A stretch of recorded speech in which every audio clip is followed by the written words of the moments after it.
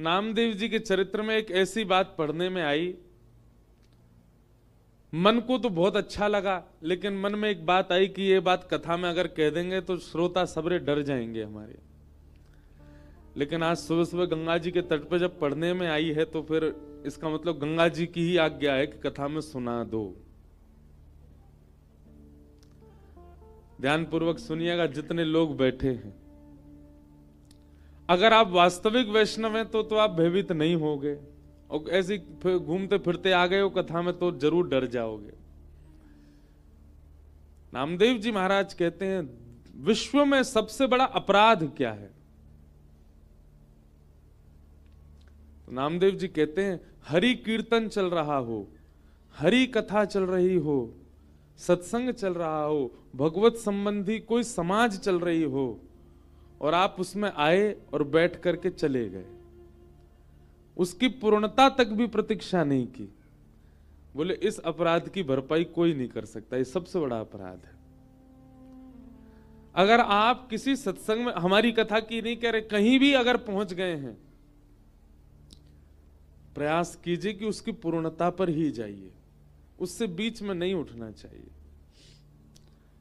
या फिर कोई कीर्तन प्रारंभ कर दें, जैसे किसी की फ्लाइट है, किसी को बेचारे को जाना है कहीं पर, हमारी कथा में तो बहुत सारे बेचारे लोग ऐसे आते हैं, उनको पता चल जाए कहीं कथा है तो पहुंचते हैं, कहीं से भी आते हैं। अब उनका कभी इमरजेंसी आगे जाना है, वो कथा में बैठे हैं, तो प्रतीक्षा करो कि कोई नाम धुनी हो जाए, कोई कीर्तन हो जाए, तब आप क्षमा मांग करके, प्रणाम करके, और ये वचन दे करके जाइए कि अगली बार आएंगे तो फिर विश्राम तक रुकेंगे, तब जाओ, बीच में नहीं जाना चाहिए। नामदेव जी कहते हैं बहुत बड़ा अपराध है, ये नामापराध है। इस अपराध से होगा क्या? भजन धीरे धीरे कम होने लग जाएगा, भक्ति धीरे धीरे घटने लग जाएगी, भगवत प्रेम जो आपके चित्त में थोड़ा बहुत भी है वो धीरे धीरे समाप्त होने लग जाएगा। वैष्णव के लिए तो ये सबसे बड़ा अपराध है। वैष्णव को पाप से डर नहीं लगता, वैष्णव को अपने द्वारा किए गए किसी दूषित कर्म के मिलने वाले फल से डर नहीं लगता। वैष्णव को सबसे बड़ा भय इस बात का कि ठाकुर जी दूर ना हो जाएं। और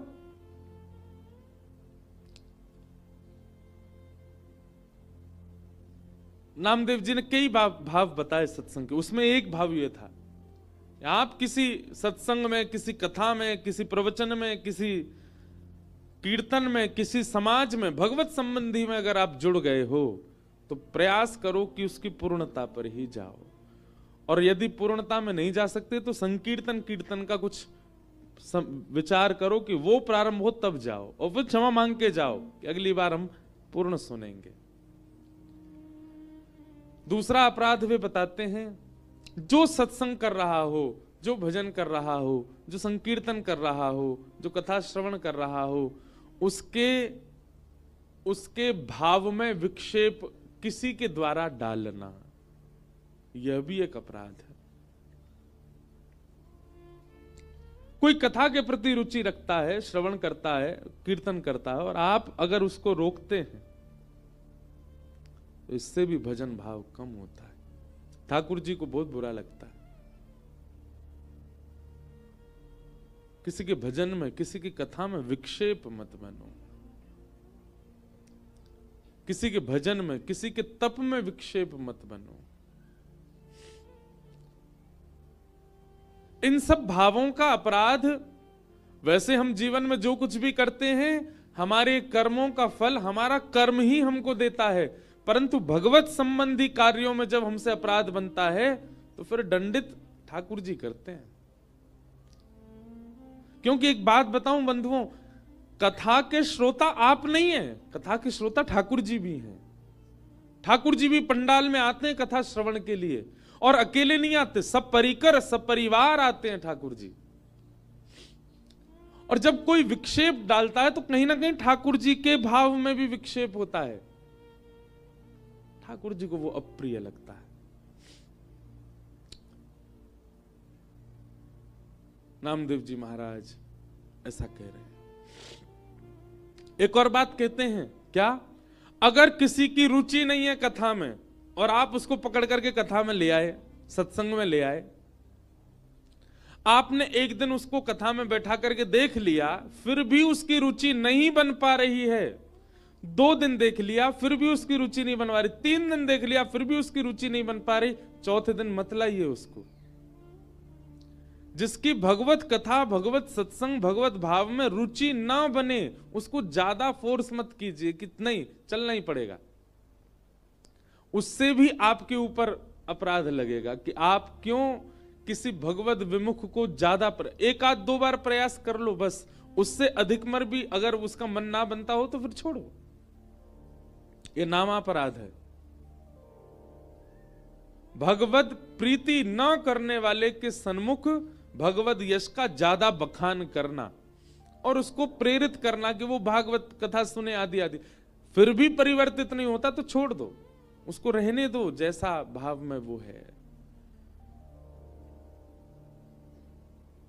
सबके चित्त में प्रेम उत्पन्न हो जाए, सबके चित्त में भाव उत्पन्न हो जाए, ये आवश्यक नहीं है।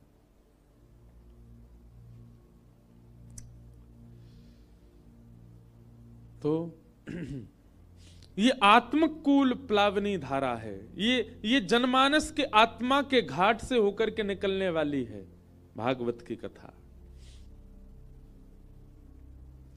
लेकिन जिनके हृदय रूपी घाट में बांध लगा है, जबरदस्ती वहां नहीं भेजना चाहिए।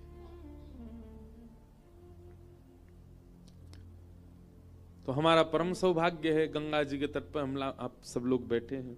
भले ही मौसम की प्रतिकूलता नहीं है कि हम गंगा जी में जा सकें, पर भागवत जी के लिए तो सबरे मौसम बढ़िया है। इस गंगा में तो सब अवगाहन कर सकते हैं। भागवत जी का महात्म्य हमने कल सुना, आज से प्रथम स्कंद की कथा प्रारंभ करते हैं।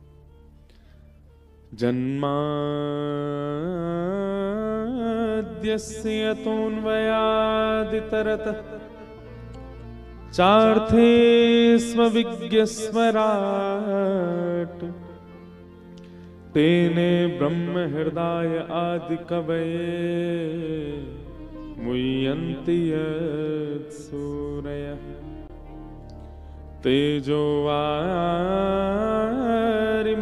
यथा विनिमयो